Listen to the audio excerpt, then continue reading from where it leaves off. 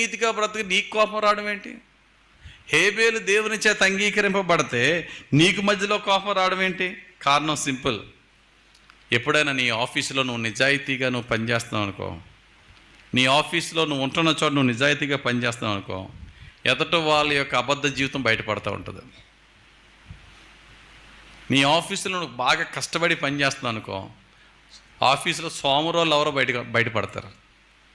నువ్వు రానంతసేపు ఆడే పనోడు, ఆడే సూపర్ స్టార్. కానీ నువ్వు వెళ్ళిన తర్వాత నీతిగా కష్టపడి పనిచేసినప్పుడు, ఆహా ఇలా పని చేయాలా అని చెప్పి ప్రక్కన వాళ్ళందరికీ కూడా అప్పటి వరకు యాక్ట్ చేసిన వాళ్ళు యాక్టింగ్ అంతా బయటకు వస్తుందా రాదా? వస్తుంది. నువ్వు వెళ్ళి వాళ్ళ తప్పులు నువ్వు ఏలెట్టి చూపించక్కర్లే, వాళ్ళని నువ్వు కరెక్ట్ చేయక్కర్లేదు, వాళ్ళని నువ్వు బ్లేమ్ చేయక్కర్లేదు. నువ్వు నీతిగా బ్రతికితే ప్రక్కన ఉన్న వాళ్ళ తప్పులు ఆటోమేటిక్గా బయటపడతాయి.